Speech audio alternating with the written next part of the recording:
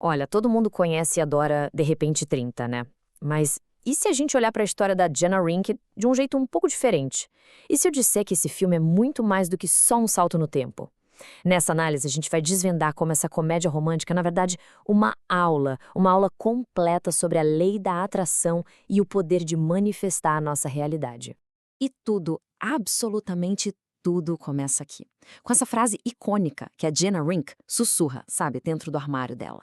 Essa frase não é só um pedido, gente. É uma declaração para o universo. É um comando. E, como a gente vai ver, é assim que toda a grande manifestação começa. Com uma intenção super clara e, mais importante, carregada de uma emoção que é avassaladora. Então vamos lá. Vamos mergulhar de cabeça no primeiro princípio de tudo isso, o pedido. Para entender como a mágica aconteceu com a Jenna, a gente precisa analisar direitinho a natureza desse desejo que deu o pontapé inicial em toda a história. Bom, em 1987, a Jenna está vivendo aquilo que a lei da atração chama de contraste. O que é isso? É basicamente quando a vida te mostra tudo o que você não quer. Ela se sente invisível, se sente humilhada, está desesperada para fazer parte de um grupo que simplesmente a rejeita. E é justamente essa dor, sabe? Esse sentimento de chega, eu não quero mais isso para mim, que acende a faísca. É isso que gera a clareza e a força para um novo desejo nascer. E aqui, ó, tá o pulo do gato. O universo, ele não escuta só as palavras que a gente fala. Ele responde à energia, à emoção que a gente coloca por trás dessas palavras. A Jenna não só pediu para ter 30 anos, ela sentiu, com cada fibra do ser dela, a necessidade de fugir daquela situação, de ser outra pessoa. Foi um comando vibracional, total, absoluto. E o mais genial é como o filme mostra isso visualmente. Aquele pó de desejo mágico, sabe? Que cai em cima da Jenna, aquilo não é só um detalhe bonitinho do roteiro, não. Aquilo ali é o símbolo da energia do universo, recebendo as coordenadas exatas do pedido dela. É como se o universo dissesse: ok, pedido recebido, mãos à obra. Certo. Agora vamos avançar um pouquinho na jornada dela. Vamos ver como o universo entregou exatamente o que ela pediu e, no meio disso tudo, revelou uma lição importantíssima. E aí, no dia seguinte, pá, a Jenna acorda em 2004. Desejo concedido, assim num piscar de olhos. Isso mostra um princípio fundamental. A gente define o quê e o universo se vira com o como. O problema todo é que a Jenna manifestou o resultado final, mas ela pulou o processo. Ela não viveu os 17 anos para chegar lá. Ela acordou numa realidade que, na prática, ela não ajudou a construir. E é aqui que o conflito central da história fica escancarado. Porque por fora, nossa, ela conseguiu tudo. O apartamento incrível na Quinta Avenida, a carreira de editora de moda, o guarda-roupa que é um sonho, mas e por dentro? Por dentro ela descobre que se transformou numa pessoa que ela mesma não reconhece, fria, calculista, que traiu o melhor amigo. Ela perdeu o que tinha de mais precioso, a própria essência. Então, o ponto-chave é exatamente esse. É totalmente possível manifestar o cenário perfeito. A casa, o carro, a carreira. Mas se a nossa vibração interna, se os nossos valores não estiverem alinhados com aquilo que a gente criou, a realidade fica oca, sabe? É como ter uma moldura linda, maravilhosa, mas a pintura dentro dela está vazia. Falta paz, falta alegria de verdade.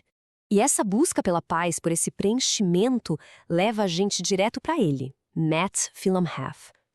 No filme, o Matt é muito mais que só o par romântico. Ele é o símbolo da frequência do coração. Ele é a própria autenticidade que a Jenna perdeu pelo caminho e que ela precisava desesperadamente reencontrar. O Matt funciona como uma âncora para a verdadeira Jenna.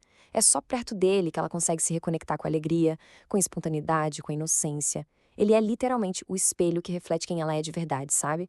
Por baixo de todas aquelas camadas que a versão adulta dela construiu. E esse status de leveza, de não resistência, é o terreno mais fértil para criar qualquer coisa. E essa reconexão toda, ela explode. Ela atinge o ápice numa das cenas mais icônicas do cinema. Vamos combinar, a dança de Thriller. Aquela cena não é só pra gente se divertir, não. Aquele é o ponto de virada. É ali que a Jenna para de só reagir à vida que apareceu para ela e começa a criar a vida dela de forma consciente. E repara só como ela salva a festa. E no fim das contas, a revista Poise não é com uma estratégia de mercado super agressiva, com um plano de negócios mirabolante, não.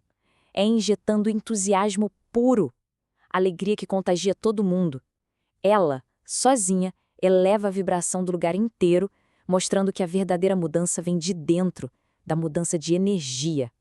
Agora a gente chega no clímax do filme, e aqui o filme nos mostra uma das técnicas de manifestação mais poderosas que existem, de verdade.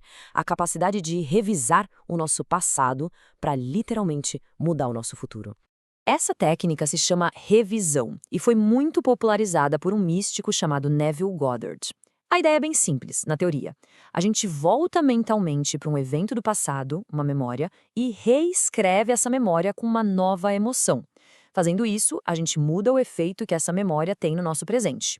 O mais incrível é que a Jana, ela faz isso de forma literal. E a revisão dela tem 3 passos muito claros. Primeiro, ela volta fisicamente para o momento exato da escolha, lá no armário, em 1987. Segundo, ela muda a frequência. Em vez de rejeitar o Matt, de empurrar ele para longe, ela o abraça. Ela se aceita. Ela escolhe a amizade, a autenticidade. E terceiro, o resultado. Essa nova escolha, essa nova vibração emitida lá no passado, simplesmente apaga a linha do tempo antiga e cria um futuro totalmente novo, alinhado com o que ela realmente é. Então, o que fica de tudo isso? Qual é a grande lição dessa jornada maluca através do tempo e da vibração? O que a história da Jana Rink ensina pra gente sobre criar a vida que a gente quer de verdade? Olha, o final feliz não é só porque ela ficou com o Matt. Isso seria muito simples. É sobre o tipo de vida que eles construíram juntos. Uma vida próspera, sim, mas dessa vez, uma vida construída numa base sólida, de amor, de verdade, de alinhamento autêntico. A manifestação se completou, porque finalmente o que estava dentro e o que estava fora entraram em perfeita harmonia. Então, para resumir, o filme deixa 3 lições muito poderosas pra gente. Primeira, seja específico nos sentimentos que você quer.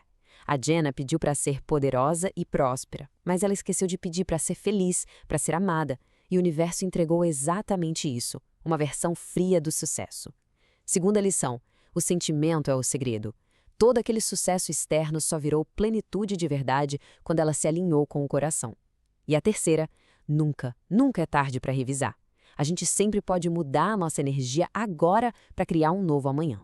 Isso tudo deixa a gente com uma última reflexão, né? E se a vida, e se a manifestação não for sobre chegar lá?